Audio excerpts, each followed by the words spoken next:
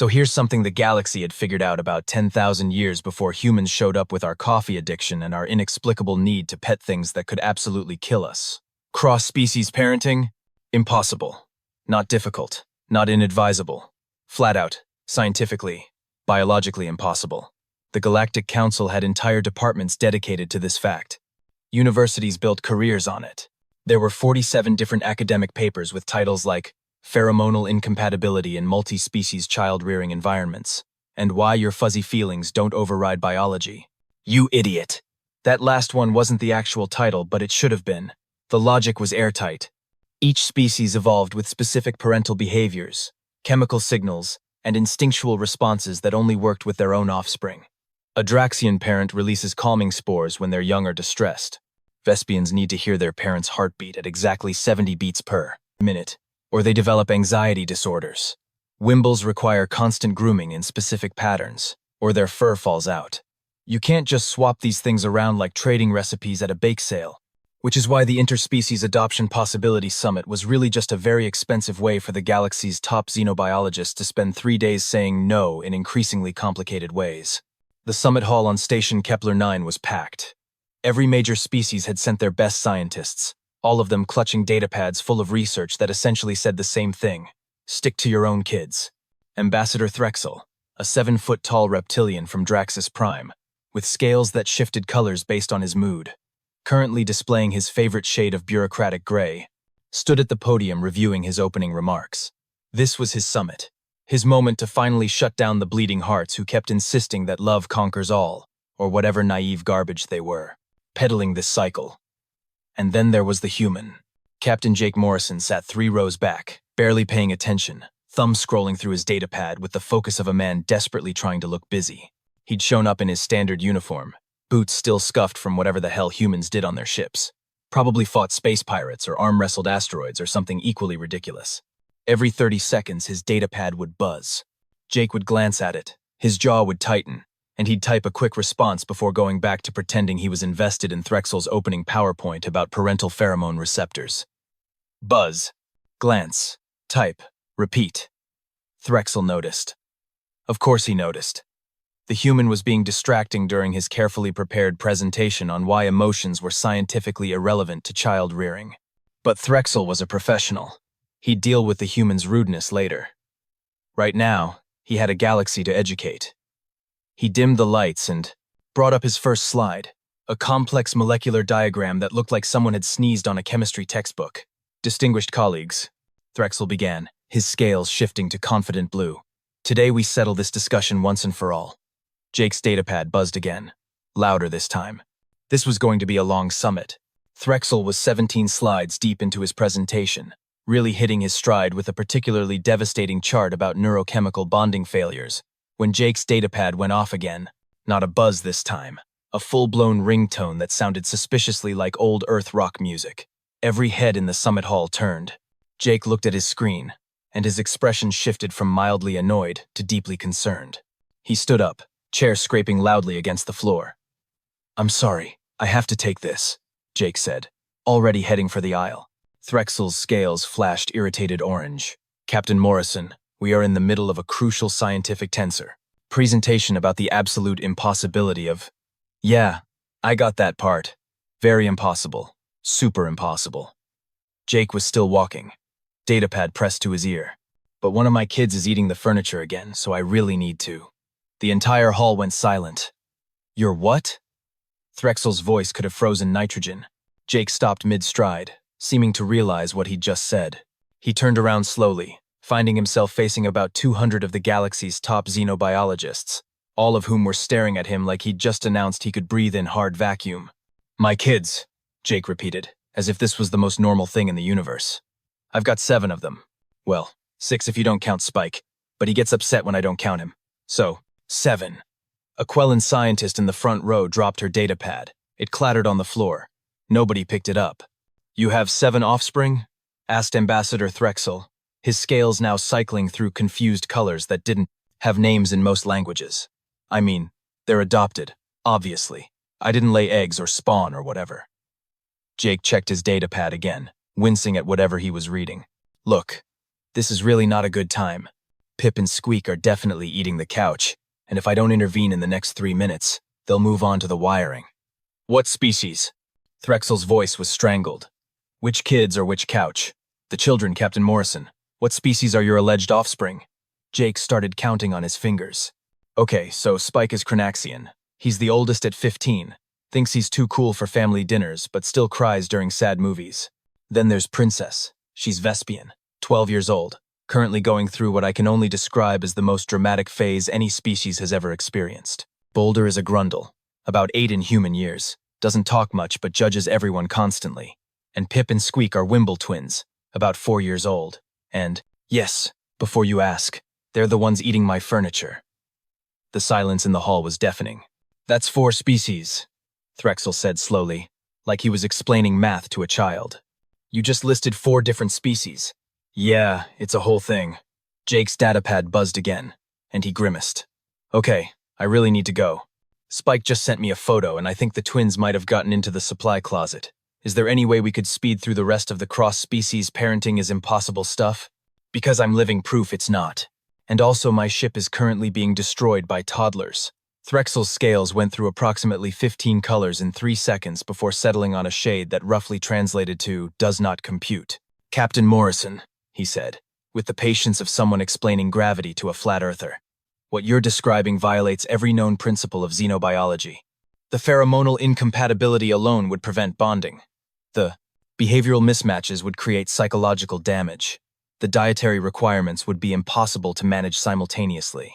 You cannot possibly be successfully parenting 4 different species. Jake looked at his datapad again, looked at Threxel, looked back at his datapad. Okay, 2 things, Jake said. First, tell that to the Wimbles who call me Dad in 3 different languages. Second, if I don't answer this call in the next 30 seconds, Spike is going to try to handle it himself. And the last time he tried to parent the little ones, we had to replace an entire wall panel. Threxel's scales settled on determined purple. Then I suggest, Captain, that you show us this supposed family unit of yours. Because what you're claiming is scientifically impossible, and I will not have this summit derailed by human exaggeration. Jake raised an eyebrow. You want me to prove it? Immediately. Right now? In front of everyone? Yes. Jake shrugged. Okay, but fair warning, it's not pretty. We're about 40 minutes past snack time, and things get weird when they're hungry. He tapped his datapad, and the Summit Hall's main screen flickered to life behind Threxel. What appeared on screen could only be described as controlled chaos, if you were being generous with the word controlled. And Threxel's carefully organized scientific worldview began to crumble in real time. The screen filled with what appeared to be the interior of a human cargo ship that had been converted into something between a daycare center and a disaster zone. The camera was at an awkward angle, probably propped up on a table, giving everyone in the Summit Hall a perfect view of absolute pandemonium. In the center of the frame stood Spike, all 6 arms gesturing wildly. He was a Cronaxian, which meant he looked like someone had taken a crab, made it teenage boy-sized, gave it anger issues, and then painted it dark blue. His eye stalk swiveled independently, trying to track multiple situations at once. Dad, thank God, Spike said, his voice cracking in that universal way of teenage boys across all species. I can't. They won't. Everything is. Behind him, 2 balls of lavender fur were absolutely demolishing what might have once been a couch. These were apparently Pip and Squeak, the Wimble twins, and they were chewing through furniture with the focused determination of tiny, adorable wood chippers. Spike said we couldn't have cookies. A voice shrieked from off-screen, and now my life is ruined and I'm going to die alone and unloved. That's Princess, Jake said helpfully to the stunned Summit Hall. She's going through a phase. A Vespian adolescent slithered into frame. She looked like a snake that had been bedazzled by a craft store explosion, scales shimmering in iridescent purples and blues. She was draped dramatically across a chair that was definitely too small for her. One scaled arm pressed against her forehead like a Victorian lady with vapors. Nobody understands me, Princess wailed. Spike is being tyrannical, the twins are being feral, and Boulder won't even acknowledge my emotional distress. The camera panned slightly, revealing a young grundle sitting in the corner. Boulder looked like a small, gray, vaguely humanoid rock formation with eyes. He was completely still, watching the chaos with an expression that somehow conveyed both judgment and exhaustion despite having minimal facial features. Boulder said nothing. Boulder never said much. but his silence was louder than Princess's dramatics. Okay, everybody freeze. Jake's voice came through the speakers with the authority of a man who'd said this exact phrase 1,000 times. Spike, you're doing great. Princess, you're not dying. Twins, stop eating the couch. Pip and Squeak paused mid-chew, their fuzzy faces turning toward the camera. They chittered something in their own language, which sounded like a sugar-high chipmunk having a breakdown. I'll care if it tastes like starberries, Jake said. It's furniture. We've talked about this. Food goes in mouths, furniture stays unchewed. In the summit hall, a Draxian biologist stood up abruptly. This is impossible. Wimbles require grooming every 3 hours from a parent who produces the correct pheromones, or they develop anxiety-based feeding disorders. That's literally what they're displaying right now. They're displaying hunger, Jake corrected. Because it's past snack time and Spike forgot to feed them because he was trying to stop Princess from redecorating her room for the 4th time this week. It needed better energy flow. Princess shrieked. Your room is a closet. It doesn't have energy flow. Spike shot back, 2 of his arms pinching his eye stalks in the universal gesture of teenage frustration. Jake sighed. Spike, buddy, we talked about this. You're not responsible for managing everyone. You're 15.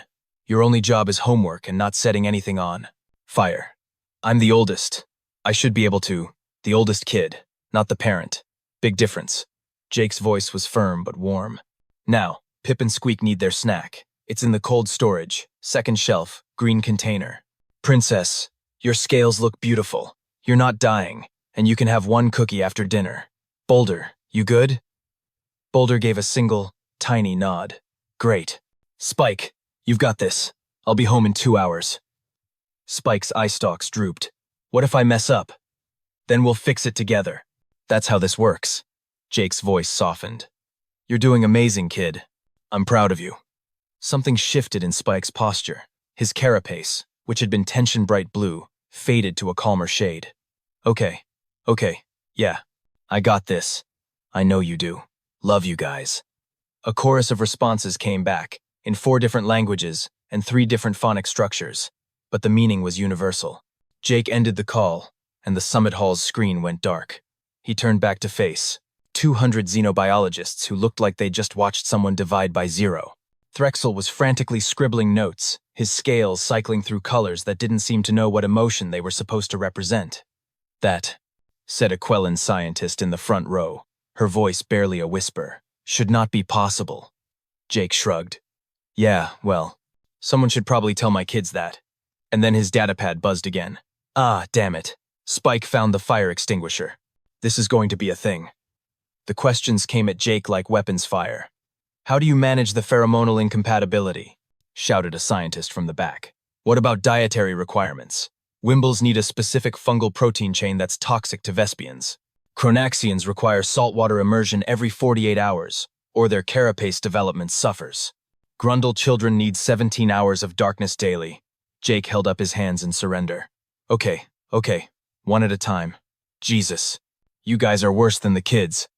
Threxel had abandoned his podium entirely and was now standing directly in front of Jake, datapad clutched in his claws, scales flickering between fascinated teal and horrified crimson. Captain Morrison, you need to understand what you're claiming. Vespian young require their parents' heartbeat to regulate their own cardiac rhythm. It's biologically hardwired. Without it, they develop arrhythmia. Fatal arrhythmia. How is Princess still alive? White noise machine, set to 70 beats per minute, plays in her room at night. Jake said it like he was describing how to make toast. She named it Herbert. She thinks it's her dead uncle's ghost watching over her. I'm not correcting her because she finally sleeps through the night. Threxel's scales went completely white. That wasn't even supposed to be a possible color. The dietary thing is actually easier than you'd think, Jake continued, warming to his topic now. Yeah, I've got to cook 4 different meal plans, but Boulder eats rocks, so he's self-sufficient. Spike needs high salt content, so I just add extra to his portions. Princess is full carnivore, so she gets protein supplements. The twins need that fungal stuff, which I grow in the hydroponics bay. Is it a pain? Yes. Is it impossible? Clearly not, because we're on year 3 and nobody's died yet. Yet, a scientist muttered. I heard that. And for the record, we've only had 2 medical emergencies, both times because Spike tried to cook, and Chronaxians apparently think boiling water means setting it on fire first. A Wimble researcher stood up. her purple fur bristling. Captain, I've spent 20 years studying Wimble developmental psychology. They need constant grooming and figure-8 patterns, specifically on their dorsal fur to prevent anxiety spirals. The parents' scent glands produce a calming oil that I use a specialized brush 3 times a day and this conditioning spray that smells like vanilla. Jake interrupted. The twins call it brush time. It's part of the routine. Breakfast, brush time. Learning games, lunch, quiet time, brush time, dinner, story time, brush time, bed. Routine is everything. Kids thrive on structure. Doesn't matter how many legs they have. The Wimble researcher sat down slowly, looking like someone had just told her the sky was actually plaid. Jake pulled out his datapad and started scrolling through photos. Look, you want to know the secret? There is no secret. I just pay attention. He found what he was looking for and held up the screen. This is from last year. Found Spike in a debris field after a pirate raid destroyed his colony ship. He was the only survivor, 9 years old, scared out of his mind. Your fancy biology says I can't parent him because I don't have carapace glands or whatever. But you know what Spike needed? Someone to tell him he was safe. Someone to sit with him while he cried. Someone to teach him that the universe didn't end. Just because his world did. The hall had gone quiet again, but this time it was a different kind of silence. Princess? Jake scrolled to another photo. Found her in a cargo hold, being smuggled for her scales. They're valuable, apparently. Pretty enough to kill for. She was 7, hadn't spoken in weeks. Your biology says she needs a Vespian parent's heartbeat. What she actually needed was someone to tell her she was more than a pretty thing to be sold. Took 6 months before she'd even look at me. Took another year before she'd let me call her princess, because that's what she wanted to be called, and I figured she'd earned the right to name herself. He kept scrolling. Boulder's parents died in a mining accident. He was in the station orphanage for 2 years. Grundles are communal, you all know that. Being alone literally goes against their biology. He should have developed all kinds of psychological damage. But you know what? He just needed someone to sit with him in the quiet, to not force him to talk, to let him be who he was. Another photo. 2 tiny lavender furballs curled up in Jake's lap. And Pip and Squeak were in a medical facility. Failure to thrive diagnosis. No Wimble parents available, and everyone said they'd die without the proper pheromones. Well, they're 4 now, and the only thing they're dying of is an addiction to cookies and furniture. Jake looked up from his datapad, meeting Threxel's eyes directly. You want to know how I do it? I learn. I adapt. I mess up constantly, and then I figure out how to do better. I read every xenobiology text about their species. I talk to experts. I trial and error my way through stuff until something works. And yeah, I lose sleep. And yeah, it's hard. And yeah, sometimes I have no idea what I'm doing. He gestured back at the dark screen where his family had been displayed. But those kids don't need me to be their biological parent. They need me to show up. They need consistency. They need someone who gives a damn. And apparently, that's enough. Threxel was still frantically taking notes, his scales now a confused swirl of colors. But the instinctual responses, the biological imperatives. Maybe, Jake said quietly. Humans are just really, really good at hacking our instincts. We pack-bonded with wolves, and now we've got dogs. We looked at cats, murder machines that wanted nothing to do with us, and decided they were friends. We keep fish in tanks and birds in cages and lizards on heat rocks, and we love them. We love everything. It's honestly kind of our thing. He shrugged. So yeah, I don't have the right pheromones, but I've got patience, and coffee, and spite, and apparently that's a valid substitute. A Draxian biologist raised one claw tentatively. You mentioned teaching a methane breather and an oxygen breather to share quarters? Oh yeah, Jake said. That was a whole thing. Boulder needs low oxygen. Princess needs high oxygen. They share a wall. I installed separate ventilation systems and a comm link so they can talk through the barrier. They play games at night, different versions of chess. It's actually pretty cute. Threxel's datapad slipped from his claws and clattered to the floor. Captain Morrison, he said slowly, I think we need to see this family unit of yours in person. Jake checked his datapad. Yeah, about that. Spike just confirmed the twins got into the supply closet. They're covered in glitter. It's going to be everywhere. You sure you want to immediately? Threxel said. Bring them here. Now. Jake grinned. Your funeral, buddy. Fair warning. Princess is in a mood, and when she's in a mood, she's everyone's problem. 45 minutes later, the summit hall doors opened, and Chaos walked in wearing 7 different forms. Spike entered first, because he'd insisted on being the responsible one, which meant he was hurting the others like a six-armed sheepdog having a nervous breakdown. True to Jake's warning, Pip and Squeak were absolutely covered in purple glitter. It was in their fur, on their faces, trailing behind them in a sparkling cloud of craft supply disaster. They ate the glitter glue, Spike announced to the room at large, eye stalks rotating in embarrassment. I don't know how. I don't know why. I turned around for 30 seconds. Princess slithered in next, scales catching the light in a way that would have been majestic if she wasn't radiating the energy of a teenager being forced to attend a family function. This is humiliating. Do you know how many people are staring at us right now? My reputation is ruined. You don't have a reputation. You're 12, Spike muttered. I could have had a reputation, and now I'll be known as the girl whose dad dragged her to some boring science thing. Boulder walked in silently behind them, carrying a small backpack and looking at the assembled xenobiologists, with an expression that clearly said, I'm only here so I don't get in trouble.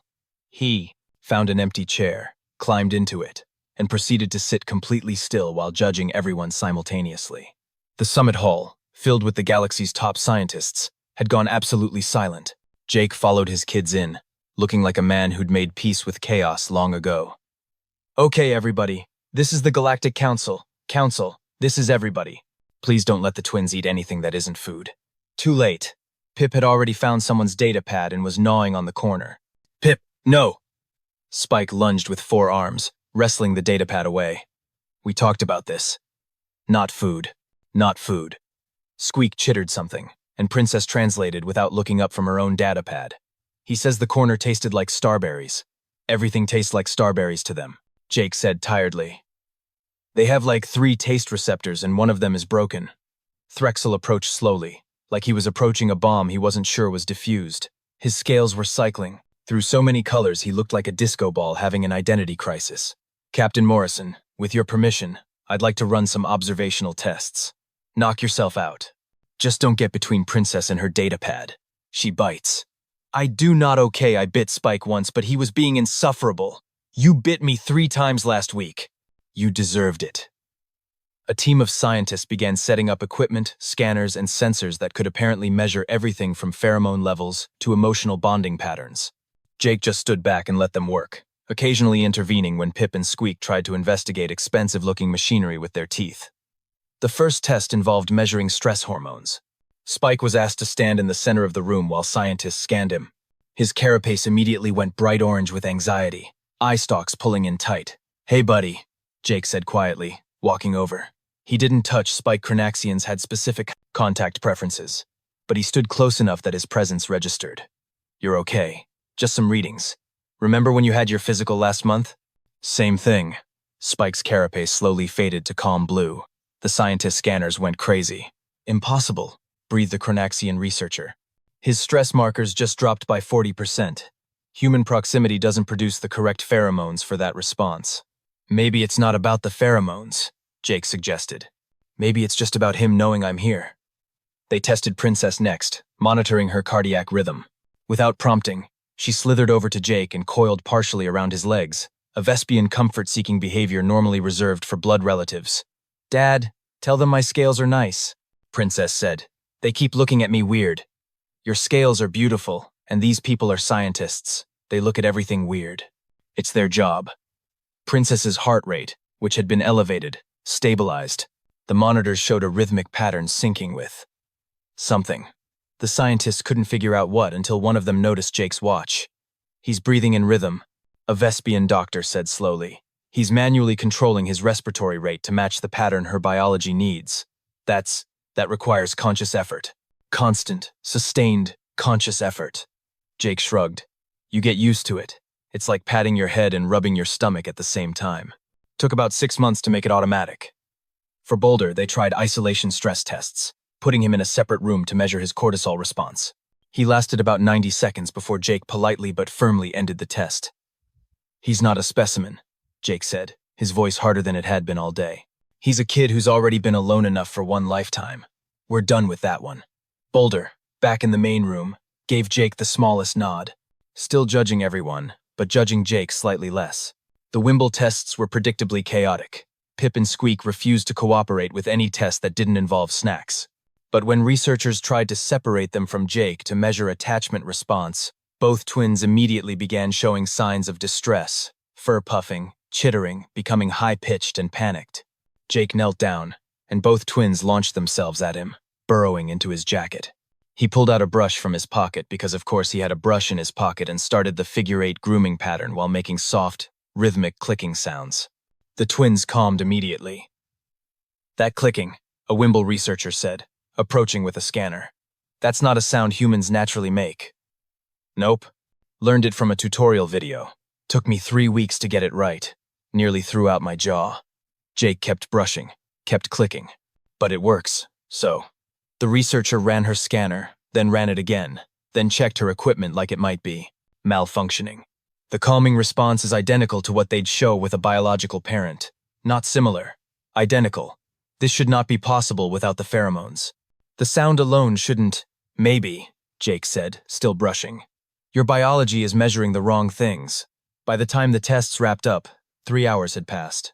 The scientists had filled datapad after datapad with readings that shouldn't exist, measurements that violated established theories, and behavioral patterns that made no sense according to everything they knew.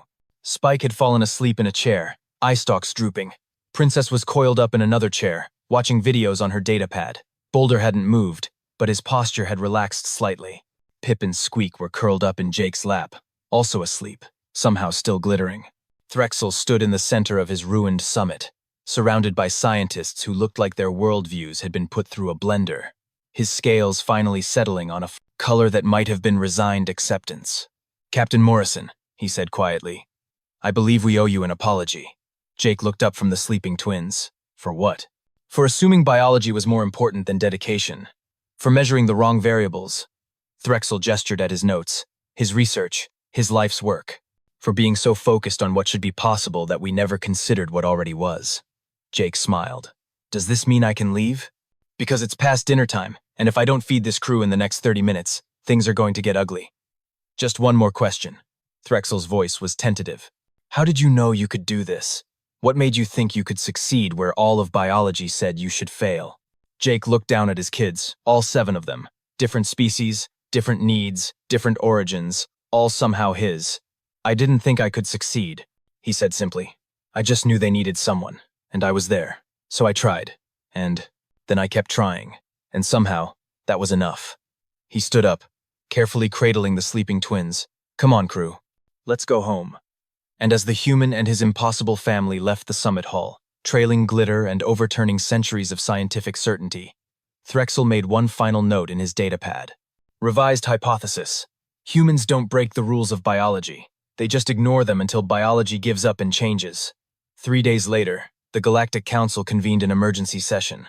Not to discuss the summit, not to review the findings, but to figure out what the hell they were supposed to do now that a human had casually demolished 10,000 years of established xenobiology by simply not knowing it was impossible. Threxel stood at the podium again, but this time his carefully prepared presentation had been replaced by a single slide that just said, "Well, shit," in 17 different languages. His scales were a defeated shade of gray. "Colleagues," he began, "I have spent the last 72 hours reviewing our data. I have consulted with experts across 40 different species. I have reread every paper, every study, every theoretical framework we have on cross-species parenting." He paused. "And I have come to an inescapable conclusion." The hall waited. "We were wrong." The murmuring started immediately, but Threxel held up a claw for silence. "Not slightly wrong. Not wrong about minor details. Fundamentally, completely, catastrophically wrong. We measured biological markers and chemical signatures, and assumed that's all parenting was. We never considered that maybe, just maybe, parenting is less about pheromones and more about showing up every single day and giving a damn." He pulled up a new slide, this one showing scan results from Jake's family. "The human doesn't produce the correct biological signals. He can't. His body is biochemically incompatible with all 7 of those children. And yet, the bonding patterns we observed are stronger than most biological family units. Because he learned, he adapted, he put in the work." A Draxian scientist stood up. "So what are you proposing? That we just ignore centuries of research?" "No," Threxel said. "I'm proposing we were researching the wrong question. We asked, can biology be overcome? When we should have been asking what is parenting actually for, he advanced to the next slide. It's not about chemical signals. It's about safety, consistency, attention, and care. The biology is just one method of delivering those things. Apparently, there are others. Another slide. The human has designated this approach stubbornness and spite. I believe the technical term is persistent, adaptive caregiving despite biological limitations. But his term is catchier. That got a few nervous laughs. So what now? Someone called out. Threxel's scales shifted to something that might have been hope, if hope was a color. Now we rewrite the rules. Cross-species adoption is no longer classified as impossible. It's classified as extremely difficult but achievable with sufficient dedication and research. And we start funding programs to help other species do what Captain Morrison has done. He looked around the room. Because if one human can raise 7 kids from 4 different species while also running a cargo ship and apparently fighting space pirates in his spare time, then maybe the rest of us have been thinking too small. The vote was unanimous. The old law was struck down. A new framework was established. Cross-species adoption was officially recognized as possible, with the caveat that it required Morrison-level dedication, which became the official scientific term because the universe has a sense of humor. Meanwhile, back on Jake's ship, completely unaware that he'd just caused a galactic paradigm shift, the man himself was dealing with a much more immediate crisis. Spike set the kitchen on fire again, Princess shrieked. It was an accident. Spike yelled back. Boulder, from his room, somehow projected judgment through the walls without saying a word. Pip and Squeak were chewing on something that definitely wasn't food. Jake, halfway through his 3rd coffee of the day, looked at the small fire in his kitchen, the glitter still embedded in every surface, the controlled chaos that was his daily life, and thought about the summit, about Threxel's shocked face, about 200 scientists watching his family and realizing everything they knew was wrong. And then he thought about Spike's carapace fading from anxious orange to calm blue when he was nearby. About Princess finally sleeping through the night because of a white noise machine she thought was a ghost. About Boulder's tiny nod of approval. About Pip and Squeak curling up in his lap, safe and loved and alive despite everyone saying they shouldn't be. Dad, the fire is spreading, Princess helpfully observed. I see it, thank you, Princess. Jake grabbed the fire. Extinguisher, he'd learned to keep 3 of them within arm's reach at all times and dealt with the flames. Again, because this was his life now. And honestly, he wouldn't change it for anything. 2 weeks later, Jake's datapad chimed with 3 new messages, all from different species, all asking the same question. Captain Morrison, we have a child who needs a home. Would you consider? Jake looked at his ship.